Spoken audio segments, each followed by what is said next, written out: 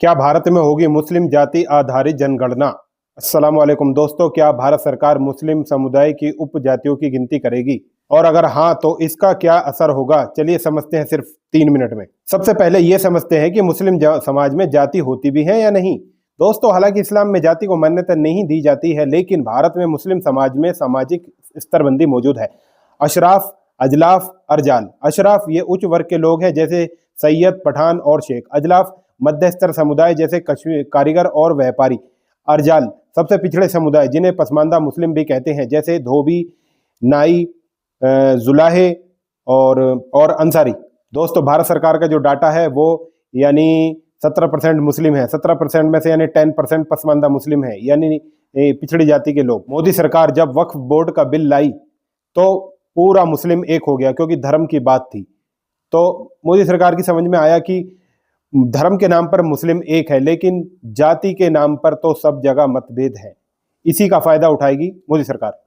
अब बात करते हैं भारत की जनगणना की। हर 10 साल में होने वाली जनगणना में धर्म, लिंग और आर्थिक स्थिति जैसे जानकारी तो इकट्ठा की जाती है, लेकिन जातिगत डेटा सिर्फ अनुसूचित जाति और जनजाति के लिए ही लिया जाता है। 2011 की जनगणना में मुस्लिम आबादी 14.2% थी, यानी करीब 17 करोड़, लेकिन उनकी उपजातियों जैसे पसमानदा या अशराफ और कोई आधिकारिक डेटा नहीं है जिसमें मुस्लिम उपजातियों के आंकड़े भी शामिल थे। लेकिन पूरे देश में ऐसा सर्वे अभी तक नहीं हुआ। सवाल यह है, क्या अगली जनगणना जो 2025-26 में हो सकती है, मुस्लिम जातियों को शामिल किया जाएगा? अब बात करते हैं इसकी मांग की। पसमानदा मुस्लिम और कुछ संगठन लंबे समय से कह रहे हैं कि उनकी जनगणना हो ताकि उन्हें आरक्षण और सरकारी योजनाओं का लाभ मिल सके। कई राजनीतिक दल जैसे बिहार में आरजेडी और जेडीयू भी इस मांग का समर्थन करते हैं, लेकिन चुनौतियां भी कम नहीं है।